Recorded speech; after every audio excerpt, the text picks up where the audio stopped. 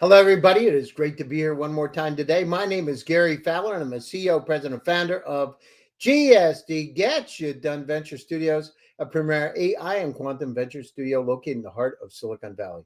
I'm a 17-time serial entrepreneur with several unicorns under the belt. I was on the original management team of Click Software, which was sold to Salesforce for $1.35 billion, also Eva.ai, one of the first generative AI companies, pre-transformer models found in 2016. We believe at GSD that intellectual capacity is evenly spread around the world, but opportunities are not. So with that, I've got an incredible guest today. Actually, Ping Yeh is a serial entrepreneur, a transformational technologist.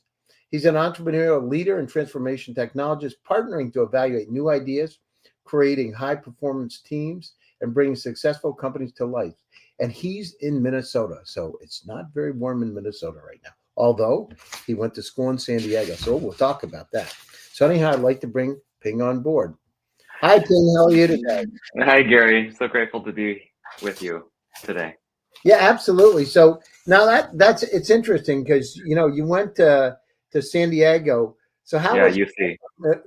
how was it going from Minnesota to San Diego? Did you want to go back or not? Well, it's been what, 23 years, and you caught us on a good day. I think it was 0 degrees just a couple hours ago. Fahrenheit, by the way, for those of the listeners around the world. Yeah, I think going from San Diego, actually La Jolla, which is where University of California, San Diego is. I remember in 2001 when I moved from San Diego or La Jolla to the Twin Cities of Minneapolis and St. Paul. I was like, when I landed and it started snowing, and I thought to myself, what decision have I just made going from sunny Southern California to Minnesota? But it's actually been a beautiful place to live, a beautiful place to start a family. Met my wife in the process, and there are a lot of fun facts about Minnesota that people don't realize. One being is that we have more lakeshore than the coastlines of California and Florida combined, Well, with that's all our with all our lakes. So it's actually a beautiful place to live, work, and raise a family. now I got a question for you. They say that the mosquitoes are as big as hummingbirds out there. Is that true?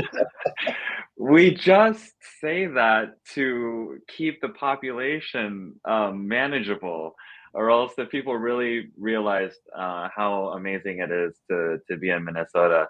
Everyone would move here, and with the way the Vikings are playing, hopefully they keep going. It'll be even more fun in the next few weeks as we watch them. So you've gone down through your journey, and you start as an engineer working for companies like EMC, and as you went down through the journey, how did you make the transitions from mechanical engineering over to management and then to be a CEO of a company? How was that? What was that transformation like? Yeah, actually, and just to clarify, EMC was one of my customers that I supported while at Seagate Technology, but it was a crazy transition. And but if I look at it, my career transitions and pivots occurred even at the earliest parts of when my career began. So I actually started as a nanotechnologist within Seagate, and I would say every 3 to 5 years So transition. what's a nanotechnologist? Oh, nanotechnology. So before there actually was a degree in nanotechnology, we were doing it. So it's really looking at materials and dimensions at the nanoscale, or a billionth of a meter, and much less than a width of hair. We're talking about atomic level distances, and at those distances, there are some unique physical properties that the world can take advantage of. And the focus that I had with that degree in the early days, because this is just when I think internet was starting to boom, realized that we need to store all this information. And when people talk about data centers, what they're really talking about are these devices called hard drives and solid state drives. And I was really lucky to be a part of that huge growth of technology, which basically has added terabytes to all these storage devices. So it was a crazy journey. And so every few years, I went from a guy wearing one of those bunny suits in the lab to leading teams like the first solid state drive for the company, and leading global partnerships with companies like Samsung. And it was just an incredible journey. And then which led me actually into software with Dell, and leading one of their operating system development teams. But after that, soon after, I wasn't feeling well. And to answer your question, how did I get into healthcare? Well, I got diagnosed with blood cancer, Hodgkin's lymphoma blood cancer, as a matter of fact. And this was 12 years ago now. And so I think every day, I'm thankful every day to be able to to be around and be on this earth, actually, because it was a close call for sure. And we can get into How those was it details when you if you want. found out, Ping? How did it make you feel when you found out? Where did you, some people like get shocked and don't do anything. How did it make you feel? And how did you develop your resolve to conquer it? Well, my situation was unusual, and it actually is one of the reasons why I wanted to be a part of Vocxi Health, where I am now. I was not feeling well in the summer of 2012, Mhm. and I had all sorts of really weird symptoms. I was itchy and just had skin issues, and then had breathing issues, and then later found out I had 1.5 liters of pleural fluid in my left chest cavity, and it was eventually squeezing my stomach, and I wasn't able to hold food down. So then I started losing weight. I mean, it was crazy. And so when finally Dr. Tucker, actually, I was in California at the time, and my mom took one look at me, and she's like, "We're going to the emergency, you know, uh, room, or the urgent care," and met just a phenomenal doctor who, after listening to my chest for, I think, less than 30 seconds, was like, "Hey, we gotta send you in for, you know, more tests." And I think 10 or 12 days later, I had a port put in, and I was on chemotherapy. So it was a long time to get correctly diagnosed, and it was days before I was on chemo. So it was a whirlwind experience, and it took, gosh, 9, 10 months just to go through all the treatments, chemotherapy, radiation, all that stuff. So it was that experience that made me pivot from the engineering tech world into the health technology world where I am now. How did you go down through it as you're going down through that journey for those months? How did you keep your spirits up and believe in the dreams, and stay positive? I'm in general a positive guy. I mean, I was a competitor. I still compete in various sports, and I think I get that from my parents, and they're pretty positive people.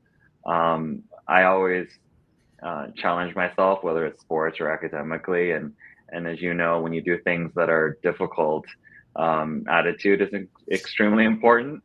And in general, a positive attitude is helpful in kind of the endeavors that we do, because they are very challenging, and you hit road bumps every day, and bigger ones every few months, and things like that. So having a positive attitude helps. And I think over the years, whether it was from high school into college, and now actually a 25 plus year career, you kind of continue to hone and build a positive attitude, because what we do is pretty challenging. So I think it's both born with, but further honed based off of the experiences that I've been able to have. So how does that help you with building a startup? A positive attitude Yeah, going down through it. So you've gone through the every journey, right? day. You Yeah, go, absolutely. Yeah, this is my fourth. This is kind of the second company I'm CEO of, and I've helped several companies get off the ground. Not as many as you, of course, but a positive attitude, it shows up in so many ways. I think number one, as you probably know, and many of your listeners, team formation. I think when you have to form a high performance, diverse team, and you have to bring a collective group of people together. People in general, they want to work in a great culture, a great environment, one that has great relationships. And it usually stems from um, not only a positive attitude, but I think that also resonates and it reflects into the vision and mission of whatever you're trying to accomplish. And I think people, especially these days, want to be a part of something that will make a difference on many people and shift the world in different ways to make things better. And I think the vision, mission, all of that values, I think, is a reflection on people's attitudes. And so I think that's why it's so important. And then from that, it reflects into not just team formation, problem solving, it just flows into every fiber of what you do as a startup.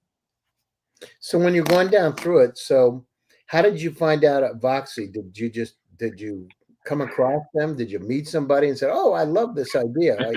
I'm a survivor." How did you come across them, and what would made you passionate about it?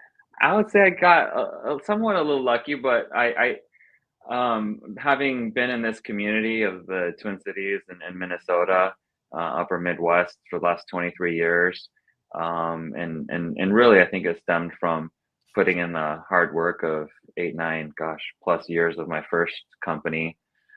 And as you and I know, it's like dog years. And so when the University of Minnesota reached out to me, I got my MBA with them while I worked full time at Seagate Technology.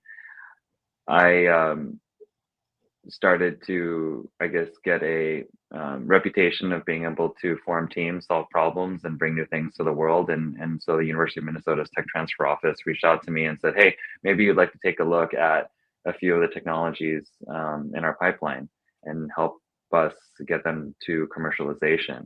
So I was really lucky to meet some incredible people there who then introduced me to several technologies and founders behind them. And one of them was this team at Boston Scientific, and just an incredible team, humble team, brilliant group of people that at that point, the previous 8 years, were working in stealth on a new type of quantum-based sensor. So a new sensor that could measure chemicals at a very low concentration, basically parts per billion. Mm-hmm. And they decided to use these sensors to detect chemicals that are produced by the body. And they started describing this to me in that kind of detailed way. And they were using it for the detection of disease.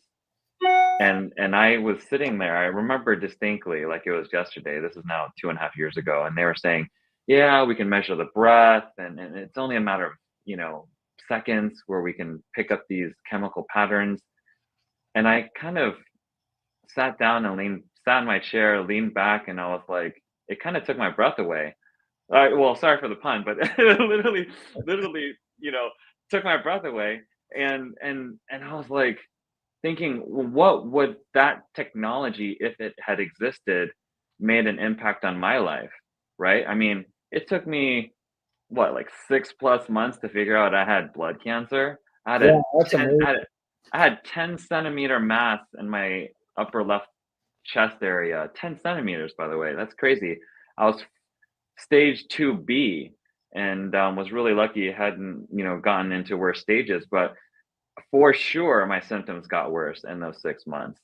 So I'm guessing that's the problem thing, with the medical system today, right? You get these symptoms and they're so freaking inundated with infobesity, medical infobesity, they just can't figure it out. And you need an advocate. You need somebody who can point you in the right direction, because these doctors, they're generally okay, but if they aren't pointed in the direction and they don't know what to treat, they have no idea what's going on. And you go around it, or you could die, actually. By the time you could die. And the thing is, the other thing is, with the cost of the medical environment, I don't know how much your charges were, right? But I bet a lot over 6 or 7 months to get to the point that if you would have had this device, you could have been seconds or minutes, figured out what you have and, get on the course of action. Maybe, reduce the challenges you would have. Maybe instead of being such a big tumor, it'd be half the size.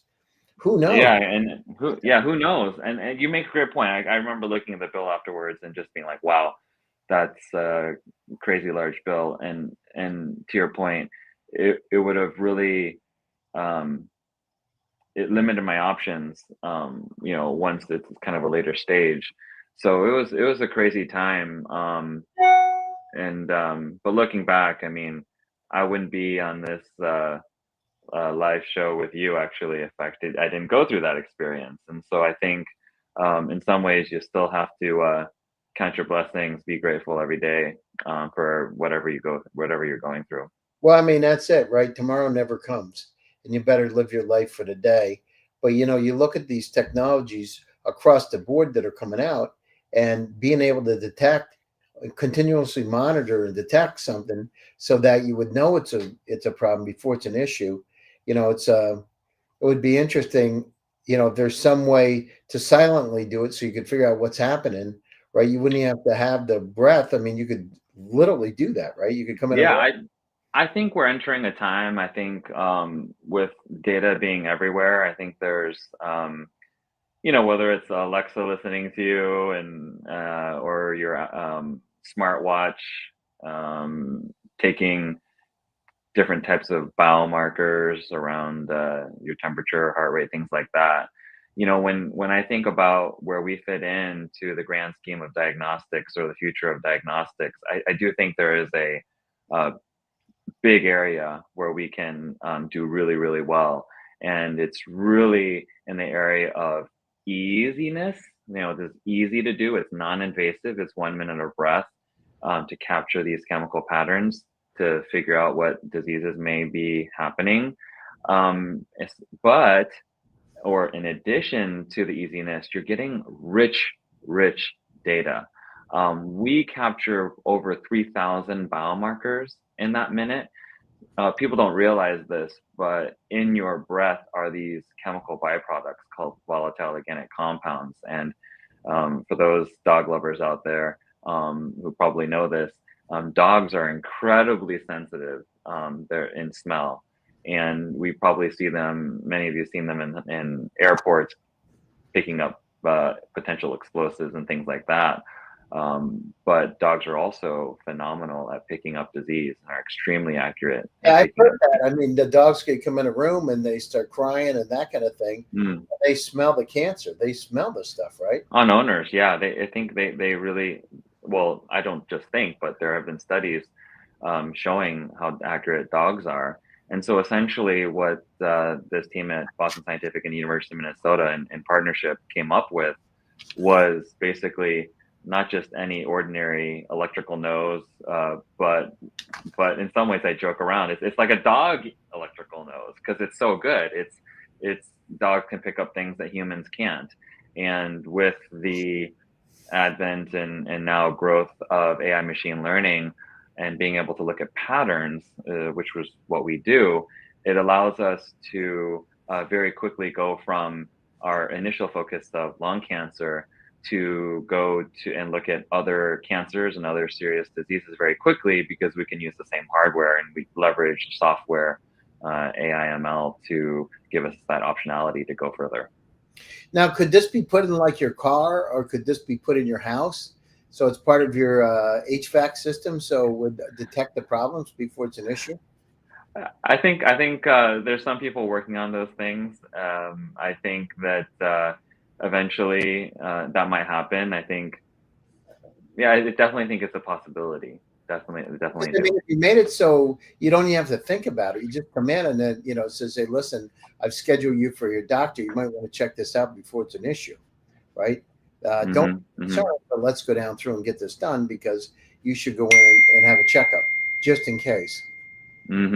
Absolutely. I think it's possible. I think we're already seeing it in physical measurements of people's gait or how the body is moving, limbs are moving. I do think, though, that in that space, I think that there are only a handful of biomarkers. So you might be able to pick up certain early indications of something or not.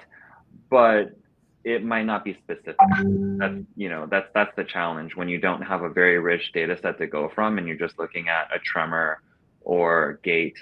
And I think that when you're looking at those kinds of physical biomarkers, the challenge is that oftentimes when you have physical responses to whatever the thing is, it could be cancer or whatever the forcing function is, it's kind of late. If you really think about it, I agree. That's the problem. We're treating something we should be into prevention, not going down through and, and trying to take care of it when it's stage 3 cancer. It should be exactly. Yeah, now, exactly. do you think the drug companies and the pharmaceutical companies really want us to do that? Because their whole thing is they make money almost like a prescription model when you're taking these drugs every month, and so the more that the sicker you are, the more you're going to take. And so for them, it's kind of like, we don't want this fixed. We want to keep this moving forward. I think markets are efficient. I actually think we did spend time, my first company, in the incubator of Johnson and Johnson, and what I learned through being part of some of their strategy sessions, which they let some of the startups within their JLabs program be a part of, which was incredible, is to hear about how they see the future. And I can't speak for the whole pharma industry, of course, but I did see firsthand that they do have a vision for a world without disease in terms of being able to treat people earlier. So I think, like, economically, there are ways, maybe not treating somebody with stage 3 or stage 4 cancer, but there's ways to have a successful business by keeping people healthy, and there's many industries that do that. And I think pharma will figure it out, industries will figure it out, because I think the customers, the people, want to stay healthy. The people are being smarter. They're realizing, oh, I can breathe on this thing or wear this gadget and improve my body mass index or whatever. I think, like, we're entering now with AI, and you're the world expert in this, right? Co-pilots for not just one's health, but maybe things around mental health as well. I mean, there's so many things these co-pilots can do, and it's fun playing around with these. But I think it's going to integrate more and more, these co-pilots, and I think it's on the front end of keeping people healthy, along with all these other incredible technologies that will depend on AI and machine learning. No, it's interesting. And you go down through it and you look at how the world's going to evolve. I mean, this is the goal of living to 150 years old. We're getting closer and closer to it. And if we can catch these problems, these challenges before they're significant problems, and cure them, everything's going to change, right? Yeah, I've seen some crazy things, and some of them are real simple things too. When I survived cancer, I just to share some stories. Just when I survived cancer, I got sick every month of afterwards, because my immune system was beat down, and had an opportunity to bump into Paul Stamets. He owns the Host Defense company, and he's a mycelium expert, or for everyone, fungus mushroom expert. And I started taking, his comprehensive immune support product, and I went from being sick 12 out of 12 months to 0 instantly. Wow, that's great. It was there's those things that you told me about. Which I don't know. I got a couple of US. Oh yeah. I've got those. Yeah, I've when I was a collegiate athlete, and tried to stay in shape and do my yoga and all that stuff. And when I came out of my cancer treatment and survived, I really wanted to build my body back, whether not just body but the mind as well. And I had scar tissue built up from the port. I was probably 20+ plus pounds less than I am today. And so I just had to figure out whether it's different exercise routines, supplements, anti-inflammatory plant-based ointments. Like I really wanted to figure out to get back to a competitive level of play, and not just that, but just to be around for my wife and daughter, to be at my best for them every day. Yeah, just wanted to figure those things out. So I explored. It's amazing, you go down through it. So, you went down through one side of it, came out the other side of it. And, what view of life, how did it change your view of life, Ping? How different is your view now compared to before you had cancer? Well, I'll share just a quick summary of the TED Talk I did a few years ago, which is, I think, number one, I was pretty intense, going person in terms of going after challenges, and had this idea of, work hard, play hard kind of thing, and I realized that that's actually not balance.